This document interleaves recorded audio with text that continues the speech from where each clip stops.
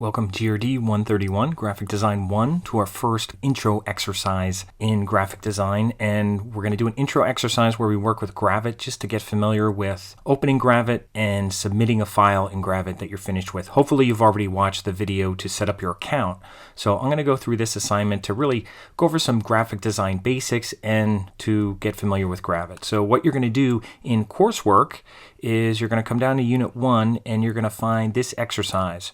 ex1 hierarchy activity in Gravit. Now hierarchy is kind of hard to spell. H-I-E, it's like high with H-I-E and then rarchy after it, or higher, H-I-E-R, and then archy after it. But anyway, what you're going to do with this assignment is you're going to click here on this shared link. This is a link I'm sharing with you from Gravit. So it's a file that will already be started that you'll be able to work with and save into your cloud account. So that's why I wanted you to make sure you have your account set up.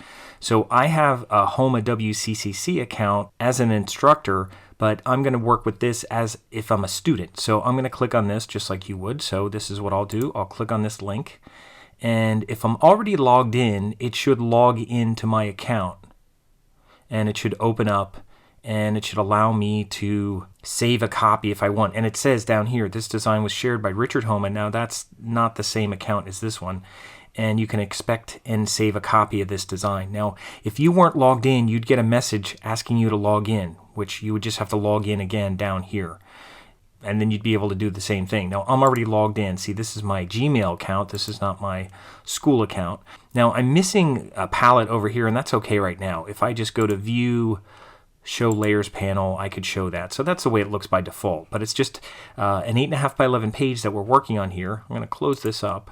And what I'll do first is this file has last name F in it. That's last name first initial. And what you're going to do is you're going to save this file with your last name into your cloud account, which you have free through Gravit. So you just have to go here and choose File, Save to Cloud As. And for the other course, I set up a folder for GRD132. That's typography. I'd like you to set up a folder for GRD131. So just click on New Folder and put in GRD131 and then just hit Create. And make sure you go into it, although it looks like it put it inside of there. Actually, I'm just going to delete it. It looks like I put it inside my other one. So I'm just going to delete that. But if you do that by mistake, at least you know how to do that. So make sure you're on my cloud and then make a new folder and make it GRD131. And that shouldn't put it inside the other one. And there we go. Anyway, I'm sure there's a way to move it if you did that by mistake. But I want these on the same level. So, and then I want to double click on that one to make sure I'm inside that one. And there shouldn't be anything here. And then down at the bottom here, just highlight over where it has last name F and just put your last name first initial. So I'll put mine in here. And for some reason on this window, on the other window when you save it, you get a save button. But for some reason, it's a little glitchy here. It doesn't put a save button. You just have to hit enter. So hit enter and this will be saved to the cloud under your account. So I just shared a file with you, but now it's yours. So it's yours to work on now. And I'm just going to go over some basics in Gravit. Gravit is a vector application very much like Adobe Illustrator, except this version is online and it's free. And it does a lot of the things Illustrator does. And we're going to be working with design here, so we're not going to be doing a whole lot of drawing just yet. We will in the future. But right now, what we're going to do is we're going to focus on hierarchy and some basic design principles. That's why we call it hierarchy. But then we're going to do some other things too. We'll kind of apply these principles as we work. Now, I'm going to just move over a little bit. Now, if you need to move your page over, you could hold your space bar and kind of put it in the middle. Now these things you can hide here because I don't really have to have this here, but I'll leave it here for now. And what I wanted to go over is I just have 3 blocks of type. Here's a text box, here's a text box, and here's a text box. And notice I'm selecting them with my pointer. So I'm clicking on them like that. Now if I had to change something inside the text, if I spelled something wrong, I can double click inside here and then I have kind of like a cursor that I'm working with inside here. And then if you want to get out of there, you just click off and then you can click on these text boxes. And I'll go over more with the text boxes because they have sizing down here where you can auto size them. So if I made the text box bigger, I can go back and put auto height on here and then I can kind of resize it in here. And then just note here, I can make it bigger or smaller by dragging on the corner. If I want to make it narrower, I have to drag that this middle handle in. So it's kind of locks on the corner like that. and this one will make it smaller. So I want it smaller just like it was. So I want to go back to the way it was, and I can adjust it later. That's what was its original width, and it doesn't really matter because we can adjust it. So anyway, we have 3 blocks here. We're going to talk about hierarchy, and we're also going to talk about alignment, and we're going to talk about contrast and a lot of different things.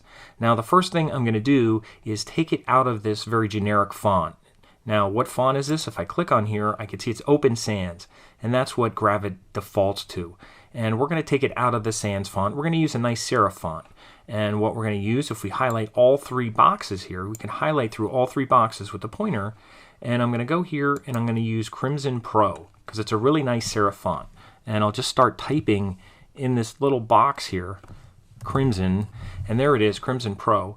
So that'll make all these boxes Crimson Pro at the same time. Now actually what I'm doing is using the design principle of repetition because I'm being consistent. I'm repeating the same font here, here, and here. So I'm using repetition. Also applying the design principle of unity because they should all work together. They're all sharing similar traits. They all go together because they're the same. They're like a family right now. So they're all united. They're not all different all over the place. They're all very similar. So that's unity. They're working together right now. So it doesn't make for a nice looking layout right now. But what I'm going to do is address hierarchy first because this says it's the most important idea. So I'm going to put it kind of here. And this is the second most important idea. And this is the third most important idea. Now, one thing I just want to point out, and that's why I'm zoomed back here, there's kind of a sweet spot on a page. This is an 8.5 by 11 page, and the sweet spot is kind of right in here. It's like the upper third of a page. It's kind of like if you're standing in the room and it's eye level. So eye level is kind of where your eye goes first. So a lot of times you'll see the main emphasis of a page. There's another principle, emphasis, is at this part of the page. Just by where you are on the page, that can make it most important. So I'm going to put it here, and that's where the most important part is going to be. I don't want to put it up here because it's too hard to see up there. And I don't want to put it at the bottom because I'll kind of lose it. And we're going to talk about flow as well. There's a lot of things we'll talk about, but I'm just trying to do it very simply in the beginning before we jump into all these different design principles. So what I want to do is just put them in order. Hierarchy, I'm going to go in order. This is most important, this is second important, and this stuff down here is third. So that's kind of just putting them in order on the page because you read top to bottom, you read left to right. And what I'm going to do is I'm going to center these. I'm going to use alignment. So I'm going to highlight all 3 of these. Now, actually, before I do that, let me just point something out. If you click on a box, you can align the text inside the box centered. So I'm going to use this, and that's just like you would do in Word. This one I don't really have to do because it's just one sentence. This one I want to center all these lines of text, so I would use this. So that's one way to center all these boxes. Now the boxes themselves aren't centered. You can see they're off. They're kind of misaligned. To align them, I can go up here and use Align Center. Now, by the way, if you saw this and you're like, oh, Align Middle, if you did that, they'd all jump on top of each other. So I'm going to undo that and do Command-Z, Control-Z if you're on Windows. And I'm going to make sure I just use this one, Align Center. That aligns all the boxes together. Now, I still don't know if they're aligned on the page. Actually, what's best to do is click on one, and if you just use Align Center for one thing, it'll align it to the center of the page. I'll click here, align it to the center of the page. I'll click here and align it to the center of the page. That way they're all aligned in the center of the page. Okay, so we have most important idea, second important idea, and then this is the other stuff. And right now we have consistency because it's all the same font. We kind of have flow because it goes from top to bottom. There's no emphasis right now. We can't really tell what's the most important other than it's just right here. Now what could we do? Well, we could make it bigger. So I'm going to click here and it says 20 pixels. And I'm going to make it something like 60. Now I'm going to double click right in here. You could drag on here. If you could drag up and go make it really big. Or you could double click in here and type in 60. I'm going to put 60 and I'm going to put 60px. And that way that's the most important idea because now it's bigger. Now I'm using scale because I'm saying this is bigger and that's more important than this. Well, these are the same. So if this is the second most important, it's probably going to be a little bit bigger than this one. So this one I'm going to make like maybe 36. So I'm going to double click in here and I'm going to type 36px and see how that looks. Now that got messed up, so if you ever have that issue, make sure you type 36 and make sure you get the px in there and then hit enter. And there it goes. Sometimes that gets messed up in there. And now that's the second idea. And this one is 20 right now, and that's probably fine because it's not as important. The idea is your eye is going to come into this first, and then it's going to move to here, and then it's going to move down here. Now we're focusing on hierarchy. This is the most important because we're using scale. This is bigger, this is second in size, and this is small at the end. So I'm going to stretch these out a little bit and just create a little space in between them. I'm still going to try to keep this most important idea kind of in this main area here, kind of in the upper third. I don't want everything in the middle. I still want this kind of like eye level up at the top. And another thing you can do to make this stand out, now we made it bigger, but if you use the principle of contrast, you can make this bold too. That'll really make it stand out too. Now, one thing I want to recommend with contrast is sometimes people make everything bold. They're like, oh, it's all important, I'm going to make everything bold. Well, if you make everything bold, then nothing stands out. Might as well just leave it like this.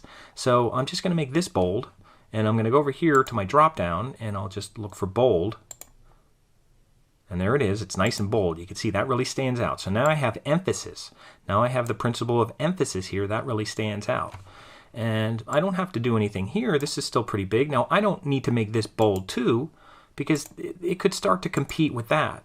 So I really want this to stand out, so I don't need this to be bold. So I'm going to take that off of being bold, and I'll just leave it regular. If anything, you could try to make it italic and see like a medium metallic. See how that looks. And that looks kind of nice. That has another kind of role in the hierarchy without overtaking this, yet still looking more important than this stuff down here. This still looks like small type down here. Now, one thing I might do down here, if I go in here, and I'll zoom in here so I can see this a little better, this little block down here is, I might just make it a little thinner. And I'm just going to grab this handle and move it in so that butt goes down to the next line here. Now, you could even put another space in here. Maybe this is broken up in two spaces. Again, this isn't a real flyer, so it's not really that big of a deal, but I'll just kind of break it down. Now, even though there's a space in here, this is meant to act as one item.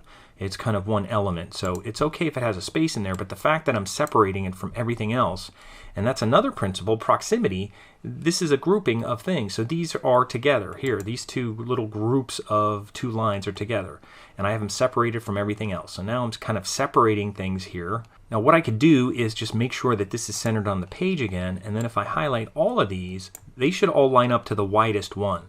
So if I do this again, the other ones will kind of move over, so they're all lined up. So what I'm doing here is just showing that this is emphasis, and this is also hierarchy, and again, emphasis is used to support hierarchy. So if this is the most important idea in my hierarchy, emphasis is supporting that.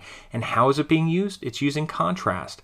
It's using a heavier weight by making it bold. So it's making it different than the things around it. That's contrast, and that's making it stand out. This is even different because we're making it italic. Now, you don't want to make everything different. You know, we got to be careful with that, but for what we're doing right now, this is okay. And how could we make this stand out more? Maybe we could put a little image here or something. I think what I did, I messed around another time, and I did something like this. I looked for an icon that was important. So I'm just going to type important. If we could find an image that says important, I'll just do it. This is okay. Let me just use this for now. And what I'll do is I'll just copy this. And you could use anything, or you don't even have to put this on here. But I'm just going to copy it. And what's nice in Gravit is you can just do a paste. I'm just going to do Command V. And if you're on Windows, you could do Control V. Now this is gigantic, so I'm going to grab it from the corner and make it nice and little. And I'm just going to throw this here just to add a little accent to here. Most important idea. Now you could center it up top. Now it looks a little unbalanced now because you have this weird kind of triangle shape up here. You could try to put it to the side. I could actually go here and maybe highlight these two lines and make them left justified, and then go here and kind of bump this over and maybe put this in here. Try to grab this thing and just kind of move it here. For now, just do something like that. Most important. Now, again, we're just messing around with stuff here, so this isn't anything that makes a whole lot of sense. We have a flyer that says most important idea, but I'm just putting a little graphic in there just to make that set off. Now, something you could do here, sometimes I'll use line. Sometimes what I'll do is I'll use this little pen tool. Now, this is tricky sometimes. You might say, well, why is it tricky? Because to end it, you have to double click. So I could click here once and then go over here, and I could hold shift to make sure it's straight and then double click. And there's a little line there, and then when I click on it with my pointer, I can adjust the thickness of it. It's called a border when I draw a line, And you can drag up and down and make it real thick. You wouldn't want to make it real thick. You'd want to make it something almost as thin as the letters that are there. And even that's probably, maybe I should probably do it like 3. And you could double click in here and put 3px. Now why would I want to do that? Well, you can use a line for a couple things. You can use a line to separate. Now it's separating that from that, but it looks kind of odd. You can use lines, sometimes we'll use lines here and then actually make a copy of it. And I'm going to hold down my Option key. And I should zoom in here because it's going to be hard to drag things. I'm going to drag this here. I'm going to hold down my Option key, and if you're on Windows, hold down your Alt key, and drag this and make a copy. And you could do something like that. And that puts a line above and below, and if you zoom out, what it does is it creates a little separation. So that becomes its own element. Now, does that make that stand out too much? Maybe a little. Maybe we don't need that much. Maybe these lines could be thinner. But that's one way we could kind of make this kind of appear in its own space and make this appear in its own space. And before we do anything else, let's take a break here and we'll continue with part 2.